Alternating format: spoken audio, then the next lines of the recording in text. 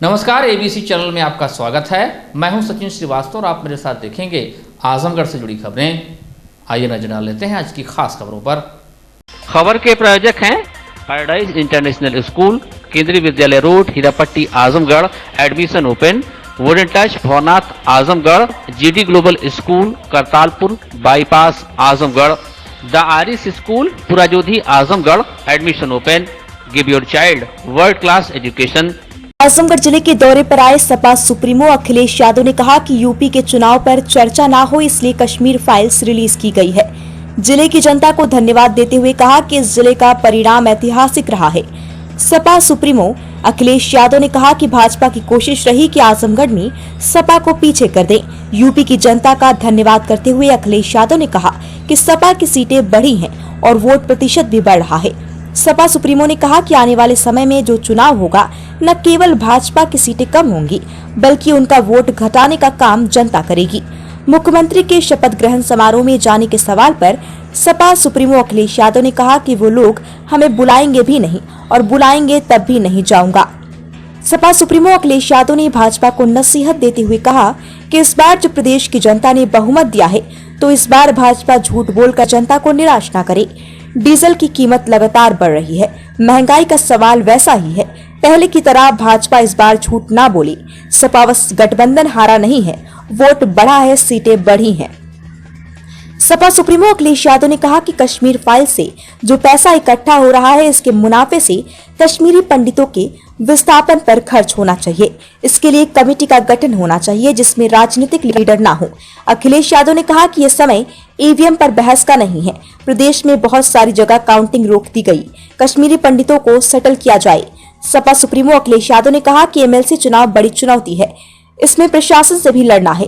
MLC चुनाव में प्रत्याशियों के नाम पर यादव न लिखे जाने के सवाल पर कहा कि भाजपा यदि जातिवादी राजनीति करे तो वह सोशल इंजीनियरिंग है, जबकि जब सपा करती है तो वो जातिवादी। भाजपा पर निशाना साधते हुए अखिलेश यादव ने कहा कि जहां पर माफियाओं को चुनाव जिताना है, वहां पर भाजपा प्रत्याशी नहीं लड़ा रही है। चुनाव में बसपा के प्रदर्शन पर निशाना साधते हुए कहा कि इस चुनाव में बसपा क्या कर रही थी, डॉक्टर भीमराव अम्बेडकर का सपना क्या था कि संविधान बचे। अखिलेश यादव ने कहा कि ये सुनने में आ रहा है कि बसपा ने अंदर ही अंदर भाजपा से हाथ मिला लिया। सपा को अब अम्बेडकर वादियों के साथ चलना होगा। मैं सबसे पहले आजमगढ़ की जनता को धन्यवाद देना चाहता हूं। आजमगढ़ की जनता ने 10 में से 10 सीटें समाजवादी पार्टी को जिताई और आजमगढ़ का जो परिणाम समाजवादी पार्टी के पक्ष में आया है, ये ऐसा परिणाम है कि जो ऐतिहासिक बनकर के निकला है। भारतीय जनता पार्टी की कोशिश रही कि आजमगढ़ में ही समाजवादी पार्टी को पीछे कर दें, लेकिन जहां आजमगढ़ ने समाजवादियों का सम्मान बढ़ाया, समाजवादी पार्टी के पक्ष में मतदान कर करके एक ऐतिहासिक परिणाम दिया है। मैं उत्तर प्रदेश की जनता का धन्यवाद देता हूं कि जिस जनता ने समाजवादी नीतियों को, समाजवादी कार्यक्रमों को समर्थन दिया, और जब आज परिणाम आया, हालांकि सरकार नहीं बनी है, लेकिन उसके बावजूद भी समाजवादी पार्टी और गठबंधन का वोट परसेंटेज बढ़ा है। वोट परसेंटेज बढ़ने के साथ साथ समाजवादी पार्टी की सीटें भी बढ़ी हैं। कम से कम समाजवादी लोग ये जान गए हैं कि वोट कैसे बढ़ाया जाएगा, भारतीय जनता पार्टी की सीटें कैसे घटाई जा सकती हैं, और आने वाले समय में जो चुनाव होगा, न केवल भारतीय जनता पार्टी की सीटें कम होंगी, बल्कि उनका वोट घटाने का भी काम जनता इस बार करेगी। जो बुनियादी सवाल हैं वो वैसे के वैसे ही हैं। आज जब हम और आप बातचीत कर रहे हैं, उस समय डीजल की कीमत बढ़ गई है। डीजल की कीमत का बढ़ने का मतलब है कि हर ज़रूरत की चीज़ महंगी हो जाएगी। महंगाई का सवाल आज वैसा ही है जो पहले चुनाव में था। बेरोजगारी में बड़े पैमाने पे नौजवान निराश हुआ, और उत्तर प्रदेश का यूथ एक परिवर्तन के लिए वोट डाल रहा था। यूथ चाहता था कि नई सरकार बनेगी तो नई तरीके से काम होगा, उनको रोजगार, नौकरी मिलेगी। जो आज के बदलाव हैं उनको समझते हुए समाजवादी पार्टी ने अपने मैनिफेस्टो तैयार किया था। और अगर मैनिफेस्टो आप देखेंगे उसमें आईटी के सेक्टर में कैसे नौकरी मिलेगी, स्मॉल स्केल इंडस्ट्री या मीडियम स्केल इंडस्ट्री को कैसे बढ़ावा देंगे, इन्वेस्टमेंट कैसे आएगा, इंफ्रास्ट्रक्चर कैसे बनेगा, इन तमाम चीज़ों को रखा इसलिए गया था कि जिससे आने वाली पीढ़ी को रोजगार मिल सके, नौकरी मिल सके। और यहाँ तक कहा गया था कि सरकारी विभाग में जो पिछले 5 साल में नौकरी नहीं दी गई थी, जो स्थान नहीं भरे गए थे, वो लगभग 11 लाख हैं। उन 11 के 11 लाख पदों को भरा जाएगा। नौजवान के सामने निराशा आई है। फौज की भर्ती जिसने रोक दी हो, 3 साल से कोई फौज की भर्ती नहीं हुई। कोरोना और कोविड के बहाने उनकी आयु सीमा में भी छूट नहीं मिली। तो आखिरकार नौजवान जाएगा कहाँ, नौकरी कहाँ मिलेगी? इसलिए जो बहुमत मिला है, लोकतंत्र में जो जनता ने समर्थन दिया है, मुझे उम्मीद है कि पहले की तरह भारतीय जनता पार्टी झूठ नहीं बोलेगी। जो उन्होंने संकल्प पत्र जारी किया था पहले, वो भी अधूरा छोड़ा। अब जो संकल्प पत्र लाए हैं वो कब पूरा होगा? तो उनकी जिम्मेदारी ये बनती है कि पुराने संकल्प पत्र में जो चीज़ें छूट गई थी उनको पूरा करना, और अब जो जनता के बीच में संकल्प पत्र रखा उन चीज़ों को पूरा करना। वाली लिस्ट जो आई सर, अखिलेश भैया, जो लिस्ट आई है, समाजवादी पार्टी और गठबंधन हारा नहीं है। समाजवादी पार्टी और गठबंधन का वोट बढ़ा है, सीटें बढ़ी हैं, और कम से कम आने वाले समय में समाजवादी पार्टी और गठबंधन मिलकर के भारतीय जनता पार्टी को और नीचे ले जाएगा। बहुमत से क्यों दूर रहे, इस पर कुछ विचार हो? देखिए, अलग अलग जगह अलग अलग समीक्षा है, लेकिन समीक्षा ना हो, उत्तर प्रदेश के चुनाव पे बहस ना हो, इसलिए वो कश्मीर फाइल्स लेके आ गए।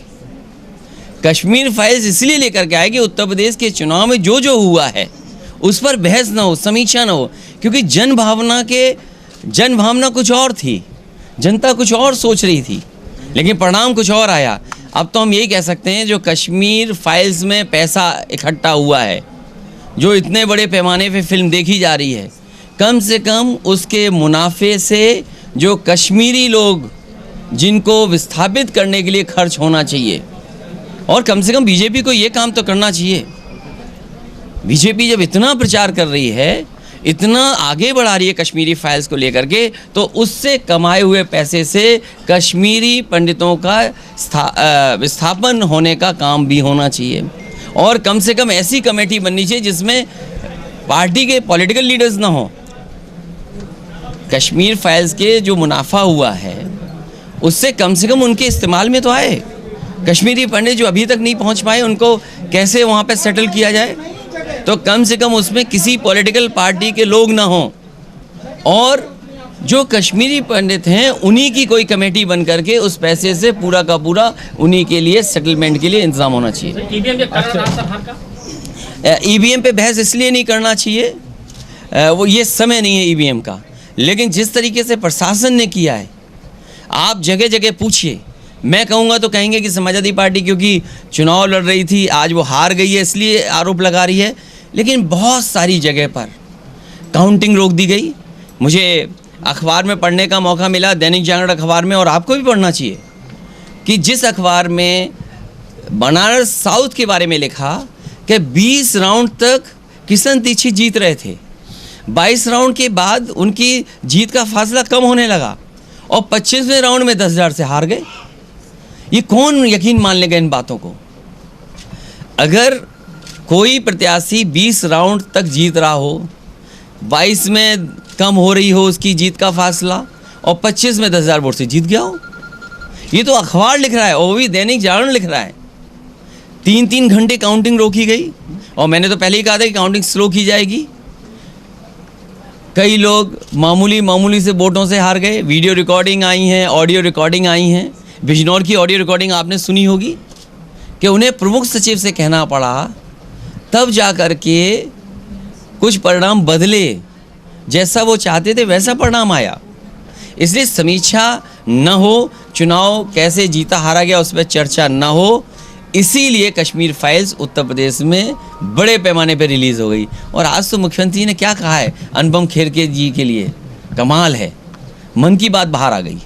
सर लेकिन एमएलसी चुनाव सर- से चुनौती है सर छत्तीसगढ़ कौन सा एमएलसी चुनाव जो होने वाले हैं सर एमएलसी चुनाव न केवल चुनौती है बल्कि प्रशासन से भी लड़ना पड़ेगा।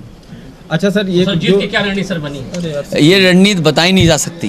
सर नीति आयोग सर- की रिपोर्ट आ गई है, उत्तर प्रदेश सबसे निर्धन प्रदेश। मुझे लगता है नई सरकार बन रही है। नई सरकार ने जो आंकड़े छिपाए थे नीति आयोग ने आंकड़े बाहर कर दिए, क्योंकि चुनाव खत्म हो गया इसीलिए डीजल महंगा हो गया। चुनाव खत्म हो गया तो नीति आयोग ने भी फैसला सुना दिया कि आपका प्रदेश स्तर कहाँ पर स्टैंड करता है, आपका प्रदेश कहाँ स्टैंड करता है आंकड़ों में। तो ये तो नई सरकार की जिम्मेदारी होगी। हालांकि ये सरकार कंटिन्यूटी में है। अगर कंटिन्यूटी में सरकार है तो कम से कम नीति आयोग के जो आंकड़े हैं उसको सरकार को सोचना चाहिए कि इतने आंकड़े कैसे खराब है सरकार के। अखिलेश भैया, एक आप लिस्ट जारी हुई है जिसमें कि एक पहले लिस्ट में तो यादव का नाम था, लेकिन इस दूसरी लिस्ट में एकदम यादव का वैल्यू से काट दिया गया। इसके पीछे क्या है? मुझे खुशी है ये सवाल आप पूछ रहे हो।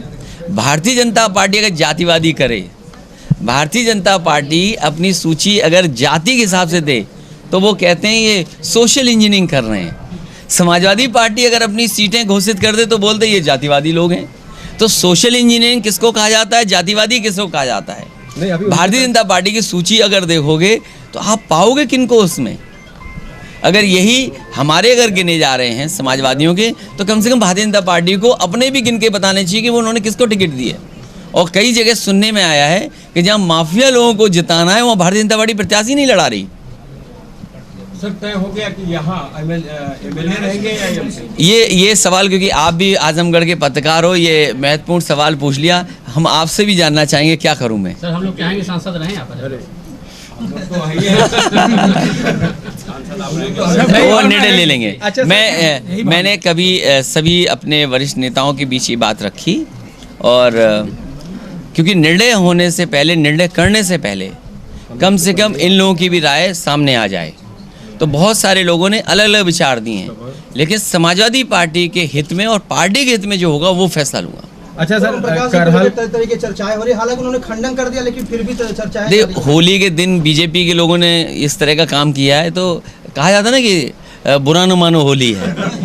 इसलिए बीजेपी के लोग कुछ भी कर सकते हैं, कोई भी न्यूज़ प्लांट कर सकते हैं। और आप अगर अपने सीनियर जर्नलिस्टों से पूछोगे तो जितनी भी अफवाहें फैलाई जा रही थी वो बीजेपी के कुछ लोग जाने माने थे, वो फैला रहे थे अफवाह। लेकिन ओम प्रकाश जी का जो रिकॉर्ड रहा, ट्रैक रिकॉर्ड, वो कभी टिकते नहीं जगह है। तो लेकिन कम से कम ओम प्रकाश राजभर जी समाजवादी पार्टी के साथ डटे हुए हैं। इस बात के लिए आपको बधाई देनी चाहिए। और सर 2024 का चुनाव साथ में लड़ेंगे दोनों मिलकर। आने वाले समय में जितने भी गठबंधन हमारे साथी हैं सब साथ रहेंगे। अच्छा, और समाजवादी पार्टी की कोशिश होगी कि हर वर्ग को और जोड़ें। इस बार हम लोगों ने जोड़ा, हर वर्ग के लोगों ने समर्थन दिया। आने वाले समय में और हम लोग जोड़ करके कम से कम पार्टी का परसेंटेज ऑफ वोट कैसे और बढ़े आगे ले जाएंगे। सर, जो पिछला आपका बयान था जिसमें आपने कहा था कि पश्चिम में हमारा काफ़ी रहा समर्थन, लेकिन नतीजे उसे प्रतिशत नहीं, अगर आप नतीजों को देखोगे 1 लाख वोट पा करके, आप मुरादाबाद का देखिए 1,47,000 वोट पाने वाला, काउंटिंग रोक दी गई 2.5 घंटे, उसके बाद 700 से दूसरे प्रत्याशी को जिता दिया गया। नेटौर का आप देखिए, आप धामपुर का रिजल्ट देखिए। तो मैं कई ऐसे परिणाम बता सकता हूं कि परिणाम क्या हुए हैं वहां पर। ओबीसी फैक्टर भी सर काम किया है क्या? देखिए, स्वाभाविक है, कोई प्रत्याशी किसी पार्टी का लड़ेगा तो कुछ न कुछ वोट पाएगा। सवाल वो नहीं है, सवाल ये कि बहुजन समाज पार्टी क्या कर रही थी। बाबा साहब भीमराव अंबेडकर जी के सपना क्या था कि संविधान बचे। बाबा साहब का सपना क्या है कि लोकतंत्र से हमारा देश चले, संविधान से देश चले। उन्होंने क्या किया? सुनने में तो ये आ रहा है कि बहुजन समाज पार्टी ने अंदर ही अंदर बीजेपी से हाथ मिला लिया। इसलिए समाजवादियों को, जो हर मौके पर मैंने कहा कि समाजवादियों को अब अंबेडकरवादियों को साथ लेना पड़ेगा और अंबेडकरवादियों को साथ जोड़ करके एक नई लड़ाई लड़नी पड़ेगी। तो ओवैसी जी को लेकर क्या कहना है आपका? नहीं, वो देखिए स्वाभाविक है, किसी पार्टी, देखिए लोकतंत्र है, हर दल लड़ेगा और लड़ता है दल, स्वाभाविक है कुछ वोट भी पाएगा। लेकिन सवाल वो नहीं है, सवाल दूसरा है। तो सर अच्छा, 2024 में कुछ नए नहीं, लेकिन जैसे कि नेता शिवसेना के संजय राउत ने कहा कि हरा दिया उन्होंने, बीजेपी जिता दिया। मैं उस बहस में नहीं पढ़ना चाहता हूँ। बहस केवल इतनी है कि उत्तर प्रदेश का चुनाव, उत्तर प्रदेश के चुनाव के जो परिणाम आए उन पर बहस न हो, इसीलिए कश्मीर फाइल्स रिलीज कर दी गई। तो 2024 में अच्छा, क्या अखिलेश भैया कश्मीर फाइल्स जो दिखाई गई है, क्या आप उससे वास्ता नहीं रखते? मैं ये कहता हूँ, कश्मीर फाइल्स मूवी से जो पैसा इकट्ठा हुआ है, उस पैसे से कश्मीरी पंडितों को मिलकर के जो वहाँ के लोग हैं उनकी एक कमेटी बनाई जाए और कम से कम 25 ऐसे लोग हों जो महत्वपूर्ण प्रतिष्ठित हों, उनकी कमेटी बने और सेटलमेंट और उनके लिए कैसे खर्च किया जा सके उस पैसे का खर्च होना चाहिए। और मैं तो कहूँगा लोगों को चंदा भी देना चाहिए इसके लिए। तो फिल्म को आप सही मानते हैं या ये अब मैं आपसे उस बहस में नहीं पड़ा, जो पैसा इकट्ठा हो गया है उससे कश्मीरी पंडित लोगों को, कश्मीरी लोगों को सेटल करने के लिए खर्च होना चाहिए और सरकार को भी आगे आना चाहिए। अगर टैक्स के माध्यम से 100, 200, 300 करोड़ रुपए इकट्ठा हुआ है तो सरकार भी अपना पैसा लगाए कुछ और, कम से कम प्रधानमंत्री फंड में ना चला जाए वो पैसा, जिसका पता ही नहीं लगे कि फंड कहाँ चला गया। इसलिए वो फंड जो कश्मीरी लोग हैं, जो कश्मीरी पंडित लोग हैं, उनकी एक कमेटी बन जाए जो अलग अलग जगह रह रहे हैं और वो खर्च करें अपने ऊपर कि वो कैसे सेटल होकर के खर्च करना चाहते हैं। कम से कम सरकार को ही कदम उठाना चाहिए। सर, अगर आपसे कोई कहे अंशदान के लिए, विस्थापन के लिए, तो आप करेंगे, देखेंगे? नहीं, क्यों नहीं, स्वाभाविक है। अगर कोई मांगता है तो बिल्कुल हम देंगे, उसमें क्या है। और मैं तो एक अच्छा सुझाव दे रहा हूँ, सरकार को ये मानना चाहिए कि इतना पैसा इकट्ठा हुआ है तो वो कम से कम उनके लिए खर्च तो हो। अच्छा अखिलेश भैया, एक और सवाल अंतिम ही तो, जो आपने ये कहा था कि बड़े दलों से समझौता का अनुभव अच्छा नहीं था, नहीं वो समय नहीं आया है, दलों से आपने अनुभव, वो समय नहीं आया है कि अभी गठबंधन हो कि नहीं हो। अभी उत्तर प्रदेश में नई सरकार बनने जा रही है, हालांकि वो कंटिन्यूटी में सरकार है, मुख्यमंत्री भी कंटिन्यूटी में रहेंगे, काम पहले नहीं किया आगे कैसे करेंगे, तो अभी तो समय देना पड़ेगा उनको। और आने वाले समय में लोकसभा का जो चुनाव होगा उसमें क्या परिस्थितियां बनेंगी अभी कह पाना मुश्किल है। शपथ ग्रहण में जाएंगे? शपथ ग्रहण है सर, क्या कहेंगे? शपथ ग्रहण में जाएंगे? मुझे नहीं लगता कि मैं जाऊंगा, न मुझे बुलाया जाएगा। नहीं बुलाया तो जाएगा आपको कैसे पता कि बुलाया जाएगा? ये ऐसा तो नहीं है कि आप लोग उनकी तरफ से कह रहे हो कि अगर नहीं और सर मुझे तो पता नहीं लिस्ट। सर क्या संदेश रहेगा? नहीं देखिए, क्या करे जो बेहतर रहे? सरकार झूठ ना बोले बस। विधानसभा चुनाव में आजमगढ़ और मऊ जिले की 14 विधानसभा सीटों में से 13 सीटों पर जीत दर्ज करने के बाद समाजवादी पार्टी और भारतीय जनता पार्टी एमएलसी चुनाव में फिर एक बार आमने सामने है। समाजवादी पार्टी ने जहां एमएलसी राकेश यादव गुड्डू को एक बार फिर से प्रत्याशी बनाया है, वहीं भारतीय जनता पार्टी ने फूलपुर पवई के विधायक रहे बाहुबली नेता रमाकांत यादव के पुत्र अरुण यादव पर दांव खेला है। समाजवादी पार्टी के प्रत्याशी राकेश यादव पहले ही नामांकन दाखिल कर चुके हैं। आज आजमगढ़ मऊ स्थानीय प्राधिकार विधान परिषद चुनाव के लिए बतौर भाजपा प्रत्याशी अरुण कांत यादव ने नामांकन दाखिल किया। इस मौके पर उन्होंने कहा कि भाजपा से टिकट मिलने पर जनता और पार्टी को धन्यवाद देता हूं। उन्होंने यहां की जनता से कहा कि ऊपर पार्टी के शीर्ष नेतृत्व से उनको आश्वासन मिला है कि अगर वह यहां से जीतते हैं तो उनको बड़ी जिम्मेदारी मिल सकती है। आजमगढ़ मऊ क्षेत्र के विकास की और पार्टी के नेताओं की समस्या के समाधान के लिए भी कार्य करेंगे। ये पूछे जाने पर कि जीतने पर उनको मंत्री पद मिलने का आश्वासन मिला है तो उन्होंने कहा कि सही बात है कि यही आश्वासन मिला है। उन्होंने कहा कि ये चुनाव जातिवाद पर नहीं लड़ा जाएगा। कहा कि वह अपनी जीत की रणनीति का खुलासा नहीं करेंगे। 12 अप्रैल को जो परिणाम आएगा तब आप देखेंगे कि समाजवादी पार्टी के गढ़ में भारतीय जनता पार्टी किस तरह से परचम लहराती है। फूलपुर पवई से विधायक पिता रमाकांत यादव के समर्थन के सवाल पर कहा कि उन्हें नहीं पता कि पिता समर्थन कर रहे हैं या नहीं। मैं आजमगढ़ के लोगों को धन्यवाद देना चाहता हूं और अपने पार्टी के शीर्ष नेतृत्व को भी धन्यवाद देना चाहता हूं और आजमगढ़ के समस्त जनता और यहाँ के स्थानीय जनप्रतिनिधियों को अपनी तरफ से कुछ बातें कहना चाह रहा हूं। अगर मैं ये चुनाव जीतता हूं तो सरकार की तरफ से मुझे बड़ी जिम्मेदारी देने का आश्वासन मिला है और अगर मैं ये चुनाव जीतता हूं तो आजमगढ़ मऊ का विकास और यहाँ के स्थानीय जनप्रतिनिधियों की समस्याओं का समाधान करना मेरा उद्देश्य होगा। बाकी इस काम को करने के लिए मैं अपने आप को भी जितना हो सकेगा उतना डेवलप करूँगा। आप मतलब आपका इशारा इस तरफ है कि आपको एक मंत्रा से आजमगढ़ का विकास और मऊ का विकास एक साथ आप कर सकेंगे? जी जी जी, ऐसा मुझे आश्वासन मिला है। हमारी जैसे आजमगढ़ को समाजवादी पार्टियों का गढ़ माना जाता है और अभी विधानसभा चुनाव में 10 सीट निकली भी है, इस गढ़ को कैसे तोड़ेंगे आप? मैं इसका जवाब आपको 12 तारीख को दूंगा। नहीं, जैसे जातिगत बंधन भी है? कैसे मैं इससे टूटेगा? पहले भी इस चीज़ का खुलासा कर चुका हूं कि इस चुनाव में कोई जातीय बंधन, कोई दलों का बंधन नहीं है। सारे लोग एकजुट होकर के भारतीय जनता पार्टी के पक्ष में वोट कर रहे हैं। आपके पिताजी भी समाजवादी पार्टी से विधायक हैं, उनका ये कहना था विधानसभा के चुनाव के दौरान कि आप उनके साथ हैं, तो अब आपके जब चुनाव का वक्त आया तो पिताजी साथ आपके साथ है कि नहीं है? ये उनकी अपनी पर्सनल विचारधारा है, मैं इस पर कोई टिप्पणी नहीं करना चाहता हूँ। सहयोग उनका मिल रहा है कि नहीं? मुझे इसके बारे में कोई आइडिया नहीं है। अच्छा, तो क्या रणनीति बनाएंगे, कुछ किस तरह से निकलेगी जीत की राह? मुझे आजमगढ़ के लोगों ने और मऊ के लोगों ने बहुत प्यार दिया है। मुझे उम्मीद है कि हम लोग चुनाव जीतेंगे। आजमगढ़ मऊ एमएलसी चुनाव को लेकर भाजपा के एक धड़े ने खुलकर बगावती बिगुल फूंक दिया। भारतीय जनता पार्टी द्वारा एमएलसी प्रत्याशी के रूप में पूर्व विधायक अरुणकांत यादव के नाम की घोषणा की गई है। इसके बावजूद भाजपा एमएलसी यशवंत सिंह के पुत्र विक्रांत सिंह ऋषु ने निर्दल प्रत्याशी के रूप में सोमवार को नामांकन दाखिल किया। अरुणकांत यादव को टिकट दिए जाने के भाजपा हाईकमान के फैसले से जनपद के नेता निराश थे।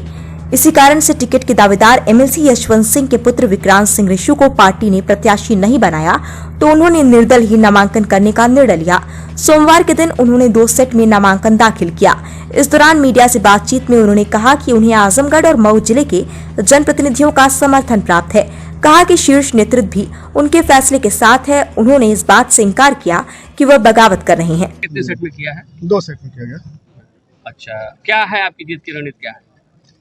जो 1 साल से जनता के बीच में बाकी वोटरों से जाके हम लोग मिले हैं, जो प्यार मिला है उसी प्यार के भरोसे हम लोग की जीत गई है। जैसे दावेदारी आपके पिताजी भारतीय जनता पार्टी से एमएलसी है, आप भी भारतीय जनता पार्टी से जुड़े रहे जी। तो पार्टी टिकट नहीं दिया तो किसको, इसको बगावत माना जाएगा क्या? नहीं, बगावत बिल्कुल नहीं, सबका आशीर्वाद रहेगा। किसका, पार्टी का, किसका आशीर्वाद? पार्टी का भी रहेगा। जो पार्टी के लोग हम लोग के प्रति सोच रहे होंगे उनका भी आशीर्वाद रहेगा, और ऊपर से बड़े लोगों का भी आशीर्वाद रहेगा। शीर्ष नेतृत्व का आशीर्वाद आपके साथ है? जी रहेगा, बिल्कुल रहेगा। तो कैसे आजमगढ़ और मऊ 2 जिले हैं, कैसे तो हमारे लिए तो सही है। हम तो रहने वाले आजमगढ़ के हैं। सन 84 से हमारा जो कार्य क्षेत्र रहा है वो आजमगढ़ रहा है, तो इसलिए तो हमारे लिए तो दोनों जिले बराबर है।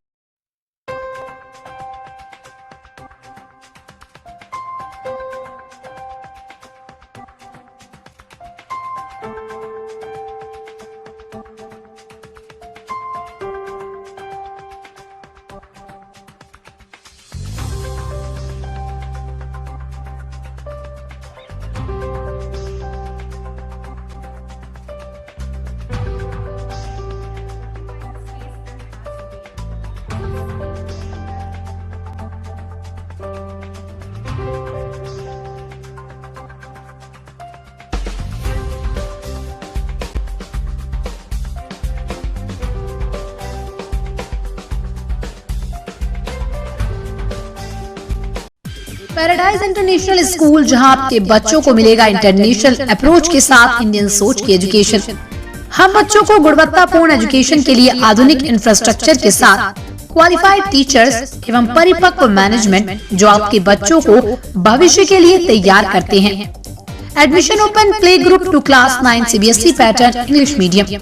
हमारे पास है 360 degree digital education system paradise learning program. Play group section, जहां छोटे बच्चे के लिए आजमगढ़ का सबसे बड़ा प्ले जोन। अपने बच्चों के उज्जवल भविष्य निर्माण के लिए पहुंचिए paradise international School, Kendriya Vidyalaya road, Hirapatti, Azamgarh. जिलाधिकारी अमृत त्रिपाठी ने रविवार को जिला महिला अस्पताल में पल्स पोलियो अभियान की शुरुआत करने के बाद अचानक मंडलीय चिकित्सालय पहुंचकर वहां की स्थिति का जायजा लिया। निरीक्षण के दौरान उन्होंने प्रमुख चिकित्सा अधीक्षक डॉक्टर A.K. सिंह, मुख्य चिकित्सा अधिकारी डॉक्टर इंद्र नारायण तिवारी से अस्पताल में मौजूद मेडिकल उपकरणों की स्थिति के बारे में पूछा। ऑपरेशन व OPD की व्यवस्था को सुचारू रूप से बनाए रखने को कहा। वहीं अस्पताल परिसर के आसपास के अतिक्रमण को भी हटाने को कहा। साफ सफाई पर विशेष जोर दिया। जिलाधिकारी ने SIC को हिदायत दी कि मरीजों को अस्पताल की तरफ से जो भी मानक सुविधाएं हैं वह सुचारू रूप से मुहैया कराई जाए, किसी प्रकार की कोई शिकायत न मिले। डॉक्टरों व स्टाफ नर्स की ड्यूटी की समय समय पर जांच की जाए। मरीजों को अस्पताल परिसर से ही दवाई मिले, बाहर मरीजों को दवा न लिखी जाए। उन्होंने कहा कि वह इसी प्रकार से आकस्मिक निरीक्षण करते रहेंगे और हर बार सुधार की स्थिति का जायजा लेंगे। अस्पताल परिसर के आसपास के अतिक्रमण को हटाने के निर्देश देते हुए उन्होंने परिसर में गंदगी फैलाए जाने वाले स्थानों पर CCTV लगाए जाने के निर्देश दिए। इसके अतिरिक्त जर्जर छतों व दीवारों के सुंदरीकरण के भी निर्देश उनके द्वारा दिए गए। जिला अस्पताल पे साफ सफाई के संबंध में हम लोगों ने इंस्पेक्शन किए हैं और काफ़ी सारी चीज़ों में अभी सुधार की आवश्यकता है। कई जगहों पर नालियों में जल भराव यहाँ पे मिला हुआ है, कुछ जगह मेडिकल वेस्ट भी मिले हैं, लेकिन अंदर की सफाई बहुत अच्छी की गई है, लेकिन बाहर के परिसर की सफाई अभी ख़राब है। और अस्पताल में पेशेंट से भी फीडबैक लिया गया है, तो अभी इनको 1 सप्ताह का CMS साहब को समय दिया है, जिसमें इनके द्वारा अपेक्षाकृत इसमें सुधार किया जाएगा और उसके बाद अगले हफ्ते फिर मेरा निरीक्षण होगा। यदि उसमें कोई कमी मिलती है तो इसमें कार्रवाई की जाएगी। पूरी सारी चीज़ों के लिए मैंने बताया ना, ओवरऑल मैनेजमेंट में, चाहे वो ट्रैफिक की व्यवस्था हो, चाहे रैन बसेरों की व्यवस्था हो, चाहे साफ़ सफाई हो, चाहे ड्रेनेज पूरी भरी हुई है, चौक है, नालियाँ, वार्ड के बगल की नालियों में भी गंदगी है। तो आपने भी अपनी समस्या बताई है कि वो सीवेज की वजह से है, तो उस सबका समाधान करते हुए पेशेंट्स को किसी भी प्रकार का कोई कष्ट नहीं होना चाहिए और तुरंत सारे इलाज उनको उपलब्ध कराया जाए। सरकार जो भी सुविधा दे रही है वो भी तत्काल उपलब्ध कराई जाए। होली के त्योहार पर रविवार को द प्रेस क्लब की ओर से हरबंशपुर स्थित एक मैरिज हॉल में होली मिलन समारोह का आयोजन किया गया, जिसमें हरिहरपुर घराने के मशहूर गजल गायक पंडित अजय मिश्र के गीतों पर लोग देर रात तक झूमते रहे। इस रंग अबीर गुलाल की बारिश होती रही। समारोह का शुभारंभ मुख्य अतिथि ADM वित्त एवं राजस्व आजाद भगत सिंह और विशिष्ट अतिथियों SP यातायात Sudhir Jaiswal, plastic surgeon doctor Subhash Singh, मशहूर होम्योपैथिक चिकित्सक डॉक्टर भक्त वत्सल, अभिभावक महासंघ के सचिव गोविंद दुबे और हड्डी रोग विशेषज्ञ डॉक्टर मनीष त्रिपाठी ने दीप प्रज्वलन कर किया। इसके बाद गायक पंडित अजय मिश्र ने अपनी होली गीतों के माध्यम से लोगों को खूब मनोरंजन किया। देर रात तक लोग होली गीतों पर झूमते रहे। मुख्य अतिथि ADM वित्त एवं राजस्व ने कहा कि इस तरह के कार्यक्रमों का आयोजन होते रहना चाहिए, क्योंकि ऐसे आयोजनों से आपस में भाईचारा बढ़ता है।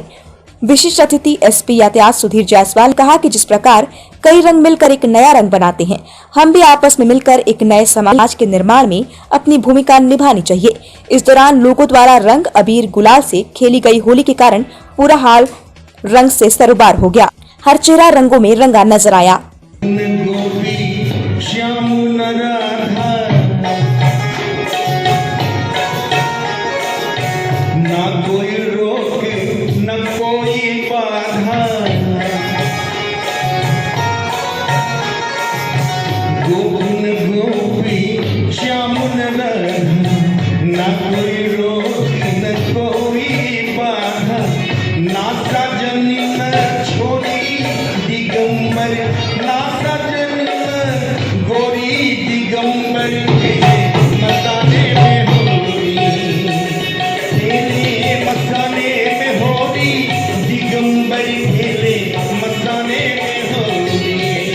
आजमगढ़ शहर के राजीबाग में हिरा पब्लिक स्कूल के इनॉग्रेशन के सिलसिले में लखनऊ से आए मुस्लिम धर्मगुरु व all India Muslim personal law board के नेशनल एग्जीक्यूटिव के सदस्य मौलाना खालिद राशिद फिरंगी महली ने कहा कि आजमगढ़ एक ऐसी सरजमी है जो दुनिया में इल्म व तालीम के लिए जानी जाती है। उन्होंने उम्मीद जताई कि इंतजामिया की तरफ से बच्चों को बेस्ट एजुकेशन दे, ताकि जब वे स्कूल से फारिग हों तो अपना फ्यूचर बना सके और आजमगढ़ का नाम रोशन कर सके। उन्होंने कहा कि इर्रेस्पेक्टिव ऑफ रिलीजन, बच्चे चाहे जिस दीन या कौम या मजहब से आते हों, उनको best resources, best possible education देनी चाहिए, ताकि वो अपने स्टेट व देश का नाम रोशन कर सके। वहीं मौलाना फिरंगी महली ने कश्मीर फाइल्स फिल्म पर यह कहकर कुछ भी टिप्पणी करने से इनकार कर दिया कि वे तालीम से संबंधित कार्यक्रम में आए हैं। वहीं स्कूल ग्रुप के चेयरमैन इंजीनियर तारिक आजम ने भी अपने शिक्षा के विजन को रखा। आज लखनऊ से मोहतरम जनाब डॉक्टर इक़्तिदार हुसैन फारूकी साहब और डॉक्टर शाकिर हाशमी साहब के हमरा हम लोग यहाँ हाजिर हुए हैं और जाहिर सी बात है आज़मगढ़ एक तारीख़ी सरज़मीन है जो पूरी दुनिया में अपने इल्म के लिए, तालीम के लिए जानी जाती है और ये बहुत ही खुशी और मसरत का मकाम है कि हिरा पब्लिक स्कूल के नाम से यहाँ पे ये स्कूल कायम किया गया है, जहाँ के इंतज़ामिया की तरफ से ये हर मुमकिन कोशिश की जाएगी और की जा रही है कि बच्चों को बेस्ट पॉसिबल एजुकेशन दी जाए, जिससे कि आने वाले दिनों में यहाँ से जो बच्चे फारिग हों वो सही तौर पर अपना फ्यूचर भी बना सकें और आज़मगढ़ का भी नाम रोशन कर सकें और अपने मुल्क की तामीर और तरक्की में नुमाया खिदमात अंजाम दे सकें। सर, जिस तरीके से यूपी गवर्नमेंट नई बन रही है, तो आप क्या संदेश देंगे यूपी गवर्नमेंट के लिए या आम जनता के लिए? क्या कैसे सवाल? नहीं, यहाँ पे हम लोग सिर्फ एक स्कूल के प्रोग्राम में आए हैं और तालीमी से हम लोग का ताल्लुक़ है। जब कोई तालीमी प्रोग्राम होता है तो उसमें सबकी ये कोशिश होनी चाहिए कि इर्रेस्पेक्टिव ऑफ रिलीजन हम किस तरीके से बच्चों को, बच्चे होते हैं जहाँ इनका ताल्लुक़ जिस भी कौम और मज़हब से हो, उनको किस तरीके से हम अपने रिसोर्सेज को मद्देनज़र रखते हुए उनको बेस्ट पॉसिबल एजुकेशन दे सकें, जिससे कि हमारे स्टेट का और हमारे मुल्क का नाम रोशन हो। नहीं, मैंने अब शुरू में ये बात अर्ज़ की कि चूँकि एक स्कूल का प्रोग्राम है, इंशाअल्लाह इसके अलावा आप लखनऊ आइएगा तो इन सब पे बात होगी। मलेशिया में रहते हैं और आपकी एक सोच है यहाँ, तो इसकी क्या वजह रही है? आप तो मलेशिया में रहते हैं, आपको क्या? जी, रहता तो हूँ, लेकिन ताल्लुक़ तो सरज़मीन से है। और इंसान पे एक और हर कर्ज़ के अलावा एक मिट्टी का कर्ज़ होता है, और जो लोग हसास होते हैं, जो लोग इस बात को समझते हैं, इसकी फ़हम रखते हैं, वो उस मिट्टी के कर्ज़ को अदा करने की कोशिश करते हैं, चाहे वो जहाँ भी दुनिया में रहे। क्योंकि आप हर चीज़ बदल सकते हैं, अपनी जाए पैदाइश नहीं बदल सकते, यहाँ आप पैदा हुए। तो यह समझ लीजिए कि उस कर्ज़ को उतारने का एक तरीका है। और मैं आला तालीम हासिल की, IIT से मैंने इंजीनियरिंग किया, मास्टर्स किया बाहर से, और अल्लाह ताला ने मुझे दौलत से भी नवाजा, इल्म से भी नवाजा, सेहत से भी नवाजा। और जिसके पास तीनों चीज़ें हों, वो अगर ये काम नहीं कर सकता तो फिर कौन कर सकता है? आपने तो ये एक पहल है, एक नई सोच के साथ। स्कूल का पैटर्न क्या है? स्कूल का pattern modern education in Islamic environment and Islamic education in modern environment, ये इसका स्लोगन है, ये इसका मोटो है, समझिए। यानी हम बच्चे को न सिर्फ सेकुलर और मॉडर्न एजुकेशन देना चाहते हैं, बल्कि उससे moral, social and God consciousness, spiritual education भी देना चाहते हैं। उतनी उसकी तरबियत, उसकी शख्सियत साजी करना चाहते हैं। क्योंकि अच्छा इंजीनियर, अच्छा डॉक्टर, अच्छा प्रोफेशनल, अच्छा लॉयर बनने से पहले सबसे अहम ज़रूरत है कि वो एक अच्छा इंसान बने। सर, एक चीज़ बड़ा सवाल उठता है इस्लामिक कम्युनिटी को लेकर के कि यहाँ लोग पढ़ते नहीं। जी, अब उसकी वजह माहौलियात हैं, उसके पीछे बहुत बड़ी तारीख़ है, बहुत बड़ी हिस्ट्री है, माहौल है, गुर्बत है, अफलास है, पावर्टी है। तो इन सब के साथ जंग करनी है। हमें अमीर लोगों के बच्चों को भी पढ़ाना है, गरीब बच्चों को भी पढ़ाना है। इसलिए हमारे कम से कम 20% हमारी जो सीट एलोकेट है वो टोटली फ्री बच्चों की फ्री है। फ्री का मतलब कुछ भी उनसे एक पैसा भी नहीं है, 20%। मतलब मैं ये समझूं कि आप 20% बच्चों को यहाँ फ्री तालीम देंगे, दे रहे हैं ऑलरेडी। हमारे मदर कैंपस फदूदिया में 1000 बच्चों में से 210 बच्चे फ्री पढ़ रहे हैं। और यहाँ पे भी वही पैटर्न होगा, यहाँ पे भी वही। अगर 100 बच्चे होंगे तो 20 बच्चे फ्री। मानक क्या होगा उसका? फ्री एजुकेशन जो आप देंगे तो वो किस पैटर्न पर उनको सेलेक्ट करेंगे? फर्स्ट कम फर्स्ट, क्योंकि उसमें तो अगर नर्सरी में आते हैं, पहली क्लास में जो हमारा शुरू क्लास है, तो उसमें कोई जो पहले आएगा वो 20% भर जाएगा, उसको बंद कर देगा। उसमें कोई मेरिट नहीं है, कोई तफरीक नहीं है, समझा? First come first. सर, जैसे शहर में और भी स्कूल हैं, आपका स्कूल किस तरह से अलग रहेगा? भीड़ से अलग क्या? भीड़ से अलग है कि हमारे यहाँ इस्लामिक एजुकेशन, मॉडर्न एजुकेशन एक साथ में। आप हमारा प्रोग्राम सुनेंगे तो आपको बच्चे जो प्रोग्राम सुनाएंगे तो आप पूरी तरह उसकी झलक आपको दिखाई देगी। Wooden Touch Bhawnath Azamgarh, a complete hardware store. हमारे यहाँ branded plywood, flush door, designer door, PVC door, 4 mica, fancy hardware, kitchen की चिमनी एवं मॉड्यूलर किचन की एक्सक्लूसिव रेंज उपलब्ध। अपने आशियाने में लगाइए 4 चांद, पहुंचिए Wooden Touch Bhawnath Azamgarh. Give your child a world-class education at the Iris School, Purajodi, Mukeriganj, Azamgarh. Admissions open from class playgroup to। अपने बच्चों को दीजिए विश्व स्तर की शिक्षा at the Iris School, Purajodi, Mukeriganj, Azamgarh. Admissions open from class playgroup to class 8। रविवार को सघन पल्स पोलियो टीकाकरण अभियान का शुभारंभ डीएम अमृत त्रिपाठी ने बूथ का फीता काट व नवजात शिशु को ड्रॉप पिलाकर किया। राहुल सांस्कृतायन जिला महिला अस्पताल पर बने बूथ पर सुबह 9 बजे डीएम पहुंचे हुए थे।